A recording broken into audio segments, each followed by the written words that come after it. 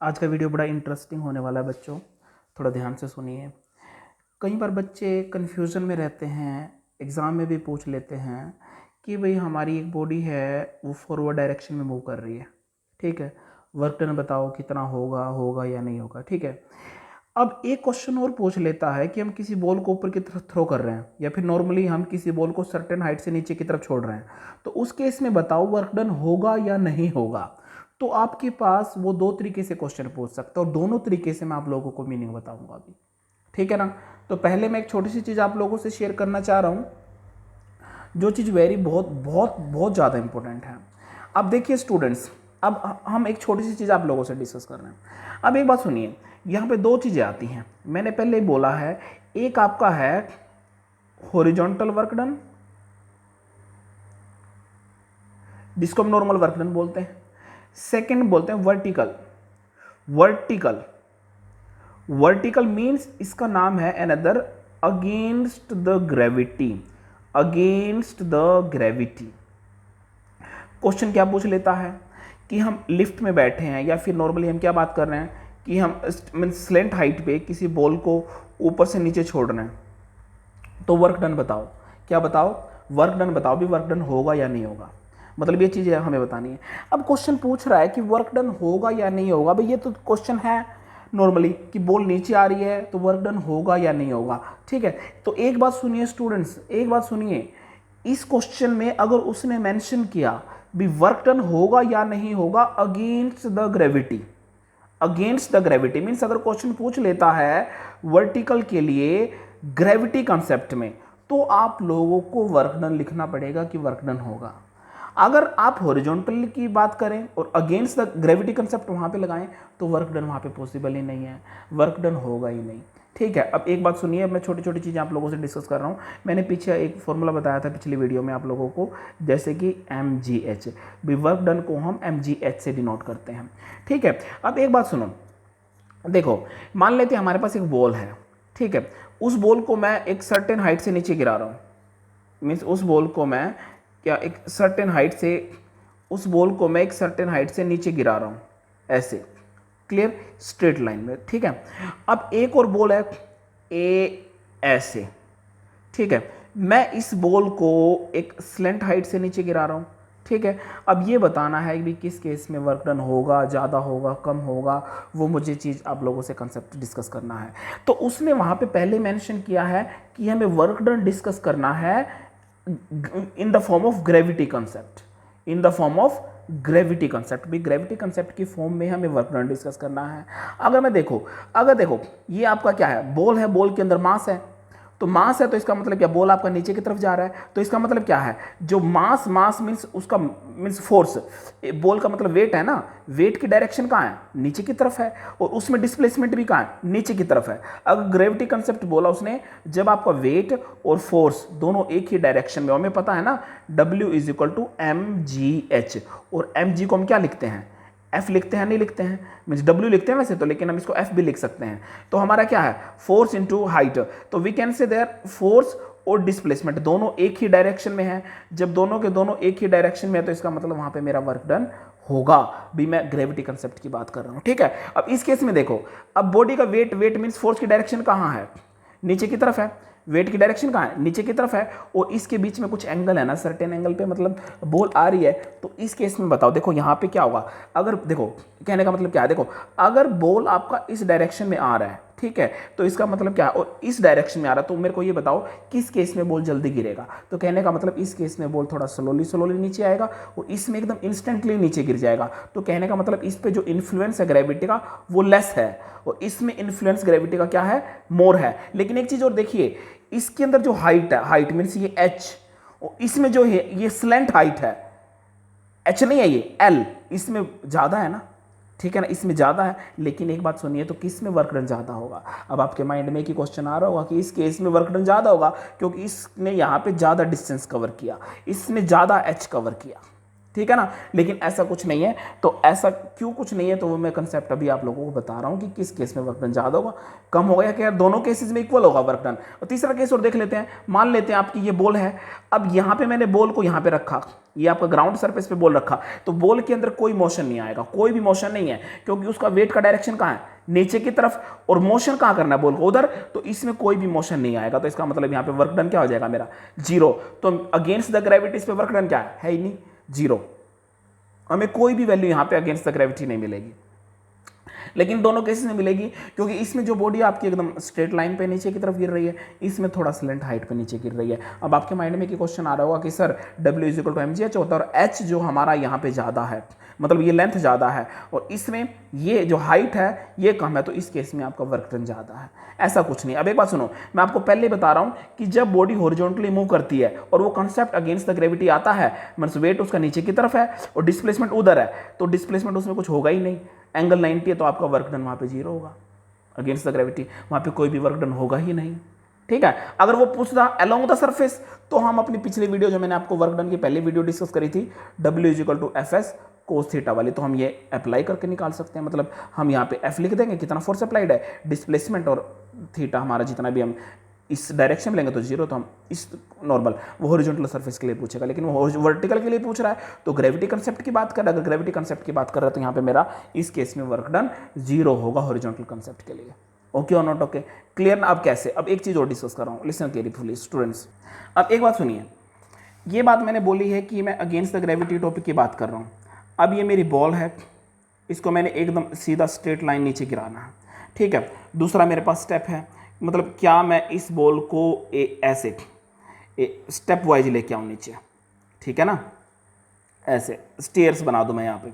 अब एक बात सुनिए, अगर बॉल यहाँ पे है, मैंने एक बात बोली हो तुम्हें, देखो पहले बॉल आपका ऐसे आएगा, फिर आपका बॉल नीचे गिरेगा ऐसे, फिर इस पे बॉल लुढ़क के ऐसे आगे की तरफ जाएगा, फिर बॉल नीचे गिरेगा इसमें, फिर बॉल आपका लुढ़क के ऐसे जाएगा, फिर बॉल नीचे गिरेगा, मतलब so on up to that last point, till means ball will not reach up to the ground, it will follow same procedure.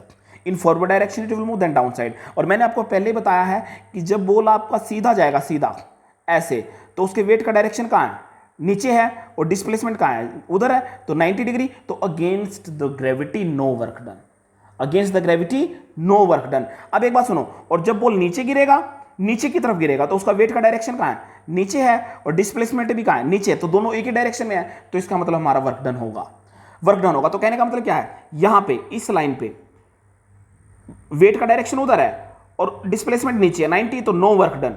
यहां पे भी हमारा वर्क डन नहीं होगा, यहां पे भी वर्क डन नहीं होगा, यहां पे भी वर्क डन नहीं होगा, और यहां पे भी हमारा वर्क डन नहीं होगा। यहां पे वर्क डन होगा, यहां पे भी वर्क डन होगा, यहां पे भी वर्क डन होगा, तो सभी पॉइंट्स पे आपका इस तरीके से वर्क डन होगा। तो क्या करें, अब अगर हम ऐड करें, इस पॉइंट को यहां पे रखें, फिर सेकंड को रखें, थर्ड को, फोर्थ को, फिफ्थ को और सिक्स्थ को, तो इसका मतलब बॉडी आपका सीधा नीचे आएगा, तो बॉडी उतना ही हाइट गेन करेगा जितना वो स्ट्रेट लाइन पाथ में गेन कर रहा था।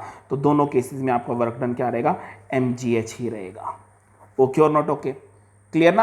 अगर मैं by chance I am just converting this terrace very tiny in small steps, how, listen, very small, very small, very small, very small, very small, very small, clear ना, और so up to so on, clear. अब देखो, अब मैं ball को सीधा नीचे की तरफ गिराऊं, तो इसका मतलब मैंने बोला ये वाला पार्ट इंक्लूड नहीं होगा, ये वाला भी इंक्लूड नहीं होगा, ये वाला भी नहीं, ये वाले, तो इसका मतलब सिर्फ जो पार्ट्स इंक्लूड होंगे मैं उनको बनाते जा रहा हूं, first, second step, third step, तो ये भी आपका नॉर्मली वही सेम हाइट गेन करेगा, तो इससे भी उसके वर्क डन पे कोई फर्क नहीं पड़ेगा, तो उसमें भी वर्क डन आपका सेम ही रहेगा। अगर बाय चांस मैं कोई कर्व बना दूं, कर्व, ये कर्व बहुत तीन स्टेप्स का होगा, ठीक है, टाइनी स्टेप्स का, तो इसका मतलब इसमें भी आपका जो हाइट है वो सेम कवर किया उसने, तो इसमें भी आपका वर्क डन सेम रहेगा। तो कहने का मतलब क्या है, when you will throw anything from upside towards ground, तो there will be the same work done in each and every case, nothing will means affect on this things, means work done in all cases will remain same. Clear students, तो ये चीज आपको mind, अब मैं दोनों को compare कर रहा हूं। अब एक बात सुनिए, देखो मान लेते मेरे पास एक बॉल है, ठीक है, मैं इस बॉल को हिट करता हूं इस डायरेक्शन में, फॉरवर्ड डायरेक्शन में, ठीक है, हॉरिजॉन्टल कंसेप्ट के लिए ध्यान देना है, हॉरिजॉन्टल कंसेप्ट के लिए don't forget, I am just applying a force on this ball in forward direction, clear. One thing there, listen here, if I am applying force here in this direction, then displacement will be in the same direction, then what will be work done, तो angle between them I am taking 0, then we can say W is equal to what, F S cos theta, और कोस 0 is equal to 1, then I will get +1 means maximum work done. Okay or not? Okay. Second case, if I am saying that displacement in this direction, force in this direction, angle 90, then work done will be in negative form. Clear? If I am saying there displacement in this direction, force downside, तो in this case work done is there? No, we will get work done equal to 0. मान लेते हैं भाई एक बंदा, मैंने आपको पहले ही बोला है कि मान लेते हैं जैसे देखो, अब एक बात सुनो, मैं जो छोटी सी चीज़ आप लोगों से डिस्कस कर रहा हूँ, वेरी सिंपल. अब वन थिंग लिसन, अब मान लेते हैं एक बंदा आई है, ठीक है ना, अब इसने अपने सर पे एक बैग रखा हुआ है, ठीक है, अब ये इस पोजीशन से इस पोजीशन पे पहुंच गया, ठीक है ना, अब ये बंदा इस पोजीशन से जब इस पोजीशन पे पहुंचा तो बैग आपका इसी डायरेक्शन में रहेगा. तो कहने का मतलब क्या है, अब देखो ध्यान से देखना है, इसके अंदर डिस्प्लेसमेंट देखो, ये बंदा इस ए पॉइंट से बी पॉइंट पे पहुंच गया, तो इसके अंदर डिस्प्लेसमेंट किधर है, इस डायरेक्शन में है, और वेट कहाँ है बॉक्स का, वेट कहाँ है, डाउन साइड, वेट कहाँ है, डाउन साइड, तो एंगल कितना है दोनों के बीच में, 90 डिग्री, 90 डिग्री.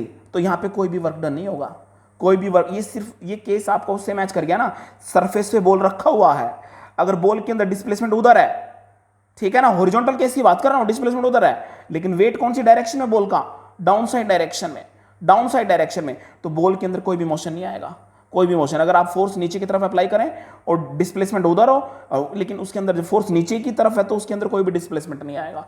तो अगर आप बैग सर पे लेके चल रहे हैं तो उस केस में कोई भी वर्क डन पॉसिबल ही नहीं है, कोई भी वर्क डन नहीं होगा उस केस में. समझ गए ना, तो मतलब ये बैग लेके जा रहा है तो बैग के कोरस्पॉन्डिंग कोई भी वर्क नहीं है, बैग के कोरस्पॉन्डिंग कोई भी वर्क नहीं है. Clear? Second point, very simple, very simple.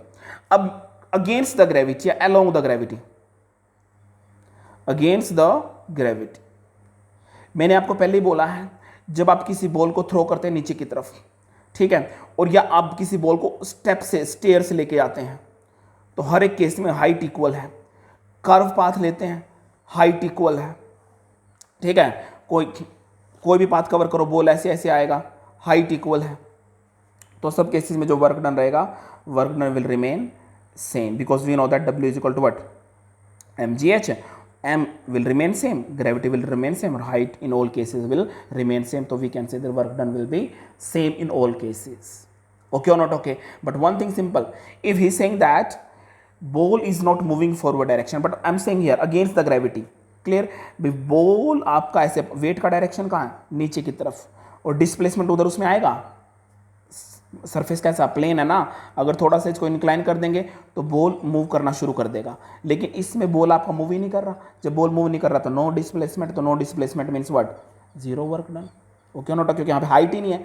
Height का मतलब क्या है, अगर बाई चांस देखो आप किसी सरफेस पे बॉल को रखोगे तो आपका बॉल सेम डिस्टेंस कवर करेगा, सेम इक्वलेंट डिस्टेंस कवर करेगा.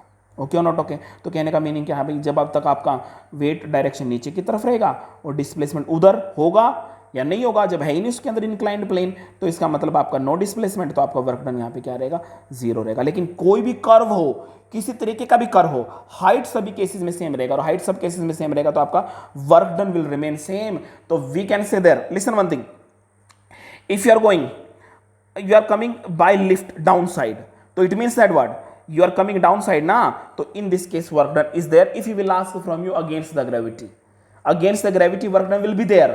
अगर बाय चांस वो आपसे नॉर्मल पूछे कि वर्क डन बताओ, ग्रेविटी उसने नाम ही नहीं दिया, तो उस केस में आपका वर्क डन पॉसिबल नहीं है, वर्क डन नहीं होगा. ओके और नॉट? ओके. क्योंकि हॉरिजॉन्टल केस में ग्रेविटी कंसेप्ट वाला सिस्टम जीरो रहता है.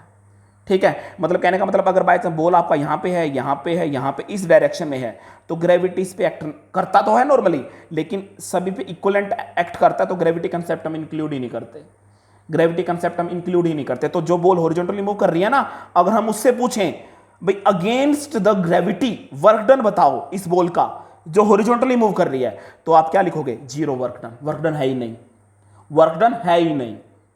ओके और नॉट? ओके. अगर वो आपसे पूछे कि आप लिफ्ट के अंदर बैठे और लिफ्ट नीचे की तरफ आ रही है, अब अगेंस्ट द ग्रेविटी बताइए, अब अगेंस्ट द ग्रेविटी बताइए, तो इसका मतलब वर्क डन है. वर्क डन का मतलब क्या है, उसका वेट नीचे की तरफ, फोर्स नीचे की तरफ है और डिस्प्लेसमेंट भी उसका नीचे की तरफ, और जब आपका फोर्स और डिस्प्लेसमेंट दोनों एक ही डायरेक्शन में होते हैं ना, तो वर्क डन होता है. ये चीज याद रखना भाई, फोर्स और डिस्प्लेसमेंट। देखो ये बॉक्स है, इस बॉक्स पे फोर्स लगाओगे, डिस्प्लेसमेंट उसमें उधर होगा, तो ये फोर्स का डायरेक्शन भी उधर है, डिस्प्लेसमेंट का डायरेक्शन भी उधर है, तो इस केस में आपका वर्क डन होगा। लेकिन ग्रेविटी में देखो वेट नीचे की तरफ है, ग्रेविटी में वेट को डिस्कस करना है, वेट डायरेक्शन नीचे है और डिस्प्लेसमेंट भी नीचे है, वर्क डन होगा। इस केस में ये जीरो होता है, हॉरिजॉन्टल के केस में वर्टिकल जीरो, वर्टिकल के केस में हॉरिजॉन्टल जीरो होता है। ये सिंपल एक लर्निंग मेथड है। Okay student, very simple, clear, this will be the very important for the exam. Okay students.